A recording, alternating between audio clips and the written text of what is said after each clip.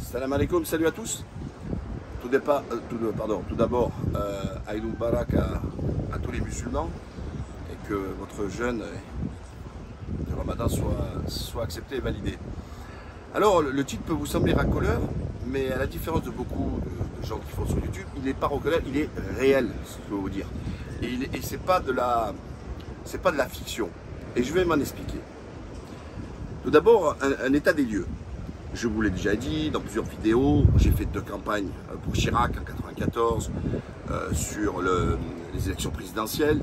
Et je vous dis que l'élection présidentielle, il n'y a pas plus communautariste et corporatiste.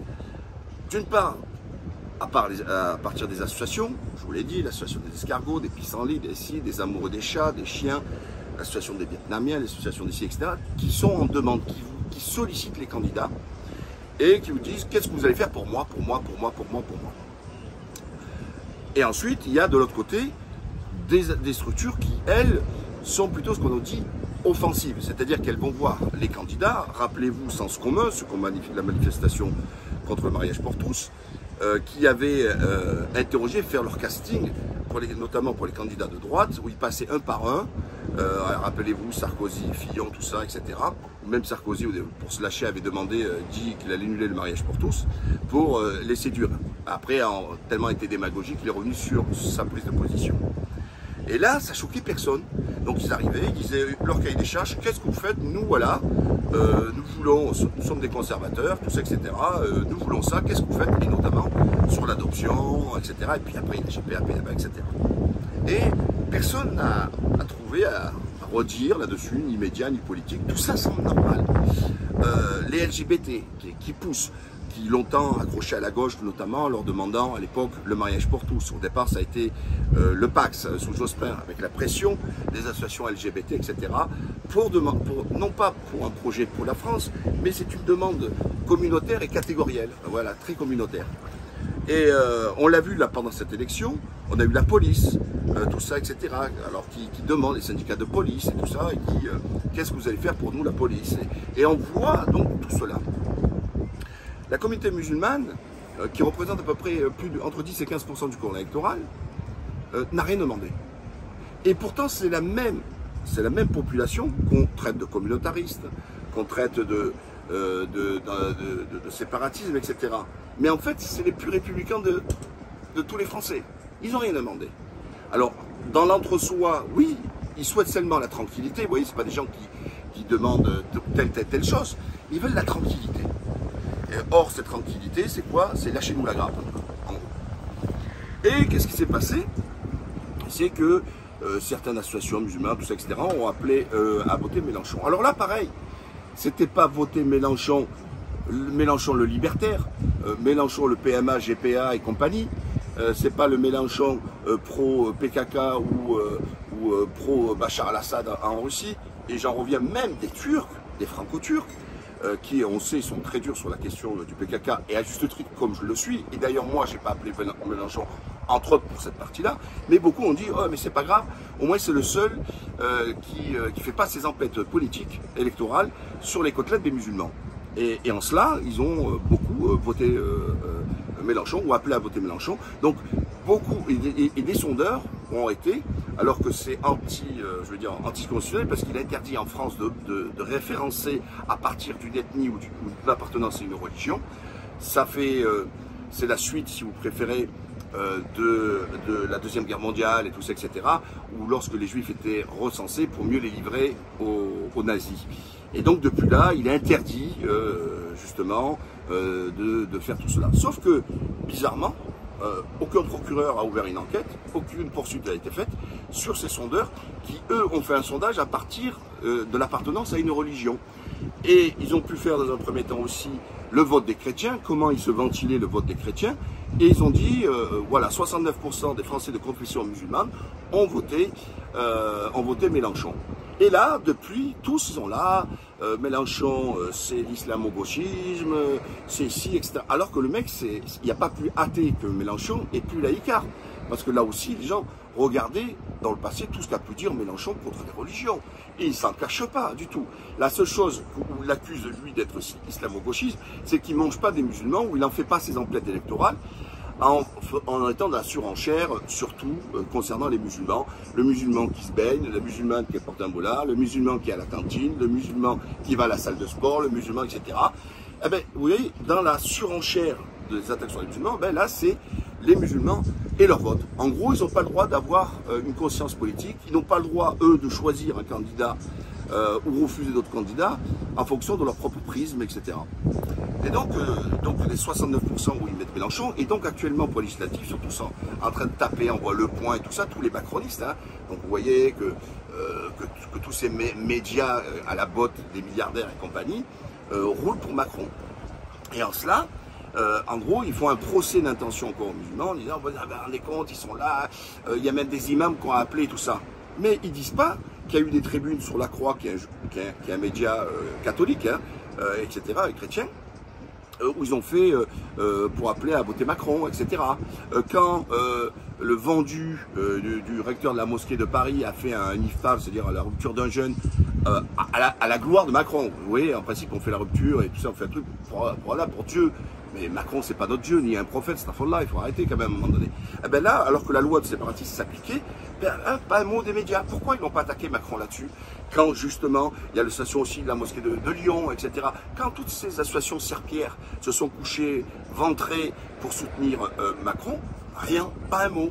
Ouais. Et pourtant, il a été élu notamment à partir de ces voix. Même si je reconnais qu'ils n'ont pas une influence sur la population musulmane qui les gerbe à juste titre, puisqu'ils ne sont jamais là pour défendre les musulmans, ils sont toujours là pour jouer les collabeurs et les complices, notamment dans les lois liberticides. Et donc, par rapport à tout cela, on fait le procès. Donc la prochaine étape, c'est quoi? C'est revenir à l'Algérie française. Qu'est-ce que c'est l'Algérie française? C'était le code de l'indigénat. Voilà. Hélas, très peu de Français savent comment ça se fonctionnait, donc c'était à la génération de mes parents, où ils avaient le droit de faire le service militaire, ils avaient le droit d'aller en guerre pour défendre les intérêts de la France, mais ils n'avaient pas le droit de voter. Voilà. Donc ils avaient le droit de mourir pour la France, mais ils n'avaient pas le droit de choisir dans son destin, puisque le vote était purement religieux. Seuls les chrétiens, ce qu'ils appelaient les Européens et les Juifs, avec le décret Crémieux, pouvaient avoir accès au vote, notamment sur les élections. Or, pour les Algériens, ils n'avaient pas ça. C'est pas un homme, une voix, ou une femme, une voix, etc. Et là, en gros, maintenant, je pense dans la surenchère, vous savez, après la loi séparatiste, après la charte de la honte, qui interdit quand même aux imams et tout ça d'avoir une position politique, sauf pour voter pour Macron, donc ça c'est acceptable, hein, d'accord, on l'a vu, donc je vous en apporte la preuve encore. Alors que des curés, des évêques, tout ça se prononcent, critiquent même les lois, lorsqu'il y a eu le mariage pour tous, lorsqu'il y a eu l'adoption, etc. Et à juste titre, puisque c'est pas conforme à leurs valeurs. Sauf que pour les musulmans, on leur avait déjà interdit. Donc la prochaine étape, c'est demander, ils vont peut-être demander que les Français de confession musulmane ne puissent plus être des électeurs et donc revenir au code de l'indigénat. Parce que tout aujourd'hui s'inscrit dans la démarche, c'est retour vers le futur. Hein, c'est retour pour que les musulmans ne soient pas des Français, c'est qu'ils perdent l'identité. À partir du moment où ils sont musulmans, ils perdent leur appartenance à la nation. Alors que les mêmes vous disent toujours on nous saoule avec la religion, mais c'est eux qui nous saoulent avec la religion en ne parlant que des musulmans. Et encore une fois, pour les législatives, on les voit tous en train de dire ça y est, les nations musulmanes, etc. On n'a pas parlé des 31% de Français de confession musulmane qui ont voté pour un autre candidat que Mélenchon. Mais on est resté bloqué là-dessus. Et maintenant, par contre, le vote juif, ça, il n'y a pas eu l'enquête. C'est extraordinaire quand même. Alors qu'on sait que quand on regarde les votes, et on sait à peu près, sans être des scientifiques, etc., que le 16e, où il y a beaucoup de juifs, ont voté massivement pour Macron, pour le raciste Zemmour. Et là, eux qui nous disent toujours que les actes antisémites, comme il dit Éric Zemmour, ne viennent, en gros presque ces musulmans qui ont inventé l'antisémitisme, alors que de tout temps, depuis des siècles, ceux qui ont maltraité et martyrisé les juifs, ce sont bien les chrétiens, les occidentaux, les européens, et pas les musulmans qui au contraire les ont accueillis, etc., protégés notamment sous les Omeyyades, notamment sous l'Empire ottoman. Hein, je vous rappelle notamment en Bosnie, tout ça, etc., que les premières églises, synagogues qui ont été faites et les premiers venus de juifs, ce sont l'Empire ottoman. C'est l'Empire ottoman qui les a construits. Et qui a détruit, par exemple même à Sarajevo, il y avait 7 synagogues, c'était des Austro-Hongrois, voilà, hein, et qui n'étaient pas musulmans, parce que je cherche les Austro-Hongrois. Mais pour revenir à ça, donc le 16e, et là, le truc le plus top, vous savez que moi je suis français et vivant en Turquie, et tous les Français, on a presque 3 millions de Français électeurs habitant à l'étranger, nous avons naturellement le droit de vote. Et en Israël, les votes à 55%, premier tour, pour qui ils ont voté, hein? Pas la moyenne nationale. C'est-à-dire, vous savez, on dit les tendances à des endroits, c'est plus ou moins la tendance nationale. Ils ont voté à 55% pour le corbeau Zemmour. Voilà. Donc, pourquoi? Parce que Zemmour a fait toute sa campagne. Lui, qui nous l'a dit le français, je vous l'ai dit, non, c'est un sioniste. Et les gens ne veulent pas l'entendre. Même les 7% qui ont voté pour lui n'ont pas compris. Ok, vous détestez pas les musulmans, c'est votre droit, tout ce que vous voulez. Mais arrêtez de croire que lui, il défend les intérêts de la France, il défend les intérêts d'Israël. C'est un gros sionnard. Quand on voit que 60 000 Français franco-israéliens qui vivent en Israël, 55% ont voté Zemmour. Et 30% pour Macron. Macron qui est un gros sioniste aussi, il ne faut pas se leurrer, le CRIF a appelé voter pour lui, etc. Et là, on en vient à la deuxième truc. Au deuxième tour, qu'est-ce qui s'est passé? Logiquement, Zemmour appelant à voter Le Pen, on aurait dû avoir une large majorité pour Marine Le Pen au deuxième tour. Sauf qu'au premier tour, elle fait que 3%. Je crois que le score le plus bas de Marine Le Pen en France, ce sont les électeurs des franco-israéliens, les juifs d'Israël, qui ont voté pour ça, comme ça. Et au deuxième tour, on se retrouve à 85% pour qui? Non pas pour Le Pen, mais pour Macron. Donc on a tous les électeurs qui ont voté, comme il s'appelle, Zemmour, se sont reportés sur Macron. Voilà. Et donc, c'est unique en France, vous ne trouverez aucune circonscription, bureau de vote, mairie, ou etc., où il y a cette tendance. Vous voyez, où on est parti de Zemmour sur Macron, en minorant Le Pen. Je vous rappelle que le CRIF aussi donne chaque fois sa fatwa. Au premier tour, ils ont dit on écarte Mélenchon, on écarte Marine Le Pen, etc. et tout. Par contre, donc en gros, il faut voter pour Macron et les autres. Et au deuxième tour, carrément, appelé à voter Macron. Et là, pareil, pas de loi séparatiste, pas de vote communautaire, rien du tout, c'est pas grave. La situation des chasseurs, d'accord, ont appelé au premier tour à voter pour Macron. Là aussi, c'est pas du corporatisme, c'est pas du communautarisme, c'est rien du tout. Or, les chasseurs ont pris position en faveur de Macron, etc. Donc, en gros, seuls les Français de confession musulmane, eux, ne devraient pas avoir une vision et tout. Et encore une fois, les musulmans ne sont pas en demande de plus de halal, ils ne sont pas en demande de charia, ils ne sont pas en demande de tout ça, ils demandent seulement la tranquillité. Laissez-nous, comme les Français ordinaires, vivre notre vie normalement, notre pratique de religion normalement, arrêtez de venir nous emmerder. Voilà, tout simplement. Donc, encore une fois, je vous dis, là les débats, par contre, il n'y a pas eu, comme je vous ai dit, le sondage sur les chrétiens, ça a été fait, les musulmans, ça a été fait, et pas les juifs. Pourquoi? Parce qu'ils ont peur de la fatwa antisémite. Voilà, donc on sait qui gouverne en France. Voilà, donc ils se sont interdits de le faire pour éviter justement ensuite les déluges du CRIF, etc. On sait qui gouverne en France maintenant. Parce que s'ils n'ont pas peur, c'est pas la loi qui leur fait peur, c'est les fatwas du CRIF. Voilà, donc là encore, on voit encore l'hypocrisie, l'ambivalence, etc. Alors moi, vous savez, j'avais appelé à voter blanc ou voter Le Pen, etc.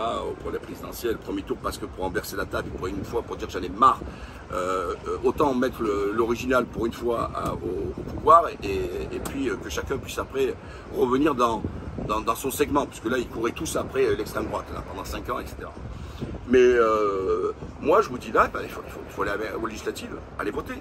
Parce que, encore une fois, c'est les législatives qui vont permettre d'élire la majorité des députés qui vont permettre au président de la République de choisir un candidat parmi le parti qui a eu le plus de voix. Donc si Mélenchon, c'est pour ça qu'il dit je suis Premier ministre, si LFI, mais ils font l'association maintenant avec les écolo-bobos, avec le parti EPS, parti sioniste et compagnie, ben moi je souhaite que LFI gagne. Et pourtant je suis de droite, tout ça, etc.